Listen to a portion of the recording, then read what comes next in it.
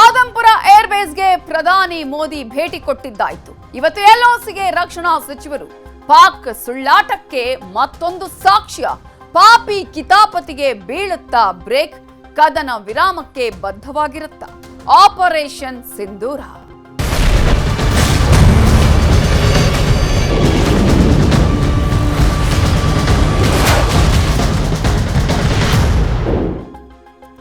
Operation ಸಿಂಧೂರ ಕಾರ್ಯಾಚರಣೆ ನಿರಂತರವಾಗಿ ನಡೀತಾ ಇದೆ. ಇವತ್ತು ಕೂಡ ಆಪರೇಷನ್ ಸಿಂಧೂರ ಕಾರ್ಯಾಚರಣೆಯ ಭಾಗವಾಗಿಯೇ ಜಮ್ಮು ಕಾಶ್ಮೀರದಲ್ಲಿ ಉಗ್ರರ ಬೇಟೆಯನ್ನ ಮುಂದುವರೆಸಿದೆ ಭಾರತೀಯ ಸೇನೆ. ಜಮ್ಮು ಕಾಶ್ಮೀರದಲ್ಲಿ ಈಗಾಗಲೇ ಉಗ್ರರನ್ನ ಸದೆಬಡಿಯುವ ಕೆಲಸವನ್ನ ನಮ್ಮ ಸೇನೆ ನಿರಂತರವಾಗಿ ಮಾಡ್ತಾ ಇದೆ. ಇವತ್ತು ಪುಲ್ವಾಮಾದಲ್ಲಿ ಸೇನೆಯಿಂದ ಓರ್ವ ಉಗ್ರನ ಹತ್ಯೆಯಾಗಿದೆ. ಉಗ್ರರ ಕ್ಯಾಂಪ್ ಅನ್ನ ಸುತ್ತುವರೆದಿದೆ ಭಾರತೀಯ ಸೇನೆ. ಮೊನ್ನೆ ಶೋಪಿಯಾನ್ನಲ್ಲಿ 3 ಉಗ್ರರ ಎನ್ಕೌಂಟರ್ ಅನ್ನ ಮಾಡಲಾಗಿತ್ತು. ಈಗ ಕಂಟಿನ್ಯೂ ಆಗಿರುವಂತಹ ಈ ಆಪರೇಷನ್ ಸಿಂಧೂರ ಕಾರ್ಯಾಚರಣೆಯಲ್ಲಿ ಇವತ್ತು ಸೇನೆ ಶೋಧವನ್ನ ಮುಂದುವರೆಸಿದೆ. ಈಗಾಗಲೇ ಪುಲ್ವಾಮಾದಲ್ಲಿ ಒಬ್ಬ ಉಗ್ರನನ್ನ ಹತ್ಯೆ ಮಾಡಲಾಗಿದೆ, ಎನ್ಕೌಂಟರ್ ಆಗಿದೆ. ಯಾವುದೇ ಕಾರಣಕ್ಕೂ ಉಗ್ರರನ್ನ ಬಿಡುವ ಪ್ರಶ್ನೆನೇ ಇಲ್ಲ.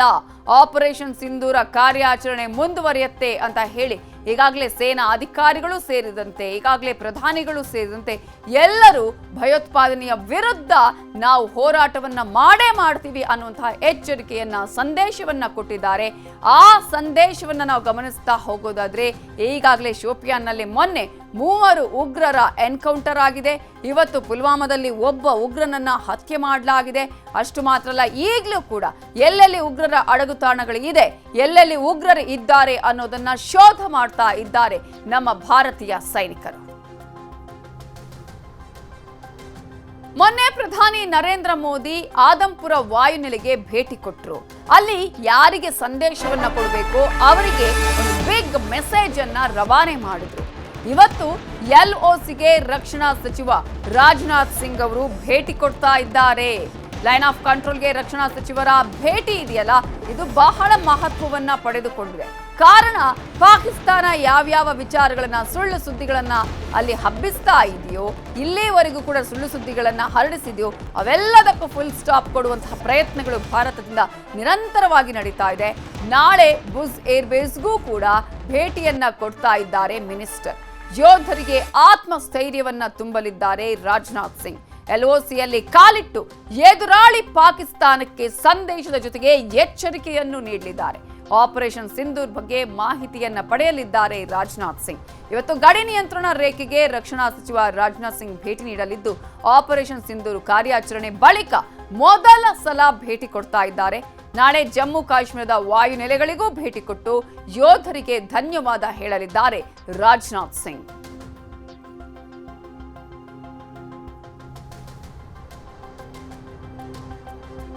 ಇದೇ ವಿಚಾರಕ್ಕೆ ಸಂಬಂಧಪಟ್ಟ ಹಾಗೆ ಇನ್ನಷ್ಟು ಡೀಟೇಲ್ಸ್ ಅನ್ನ ಕೊಡೋದಕ್ಕೆ ನಮ್ಮ ನ್ಯೂಸ್ ಎಡಿಟರ್ ಆಗಿರುವಂತಹ ರಾಘವೇಂದ್ರ ಗುಡಿ ಈಗ ನೇರ ಸಂಪರ್ಕದಲ್ಲಿ ಜಾಯ್ನ್ ಆಗಿದ್ದಾರೆ. ರಾಘವೇಂದ್ರ ಗುಡಿ, ಮೊನ್ನೆ ಶೋಪಿಯಾನ್ನಲ್ಲಿ 3 ಉಗ್ರರ ಎನ್ಕೌಂಟರ್, ಇವತ್ತು ಪುಲ್ವಾಮಾದಲ್ಲಿ ಮತ್ತೊಬ್ಬ ಉಗ್ರನ ಎನ್ಕೌಂಟರ್ ಆಗೋದರ ಮೂಲಕ ಉಗ್ರರ ವಿರುದ್ಧದ ಕಾರ್ಯಾಚರಣೆ ನಿರಂತರವಾಗಿ ನಡೀತಾ ಇರೋದು ಒಂದು ಕಡೆ ಆದರೆ, ಮತ್ತೊಂದು ಕಡೆ ಈಗಾಗಲೇ ಭಾರತ ಏನು ಸಂದೇಶವನ್ನ ಕೊಡಬೇಕು ಆ ಸಂದೇಶಗಳನ್ನ ಇದೀಗ ರವಾನೆ ಮಾಡ್ತಾ ಇದೆ. ಮೊನ್ನೆ ಮೋದಿ ಆಯಿತು, ಇವತ್ತು ರಾಜನಾಥ್ ಸಿಂಗ್ ಅವರ ಈ ಒಂದು ಭೇಟಿ ಎಷ್ಟು ಮಹತ್ವವನ್ನು ಪಡ್ಕೊಂಡಿದೆ, ಯಾಕೆ ಈ ಪ್ಲೇಸ್ಗಳನ್ನ ಆಯ್ಕೆ ಮಾಡ್ಕೊಂಡಿದ್ದಾರೆ?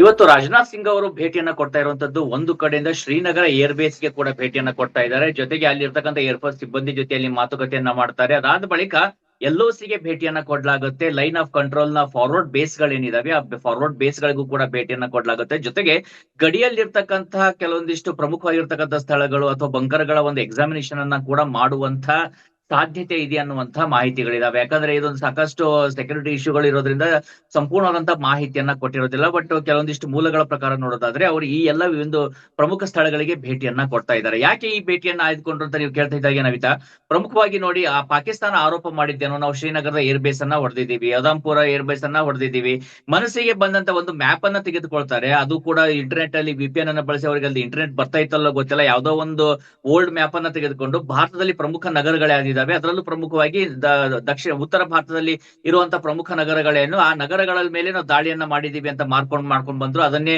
ಅವರು ಪ್ರೆಸ್ ಮೀಟ್ ಅಲ್ಲೂ ಹೇಳಿದ್ರು. ಅಲ್ಲಿಯ ಜನ ಅದನ್ನೇ ನಂಬಿಕೊಂಡು ಅದೇ ಒಂದು ಅತ್ಯಂತ ಅಂತಿಮ ಸತ್ಯ ಅನ್ನುವಂತ ನಂಬಿಕೆಯನ್ನ ಪಡ್ಕೊಂಡ್ರು. ಆದ್ರೆ ವಾಸ್ತವಿಕವಾಗಿ ಆ ಪಾಕಿಸ್ತಾನ ಎಷ್ಟು ದೊಡ್ಡ ಮಟ್ಟದ ಸುಳ್ಳನ್ನ ಹೇಳಿತ್ತು ಅನ್ನೋದು ಇವತ್ತು ಇಡೀ ಜಗತ್ತಿನಾದ್ಯಂತ ಬೆತ್ತಲಾಗ್ತಾ ಇದೆ.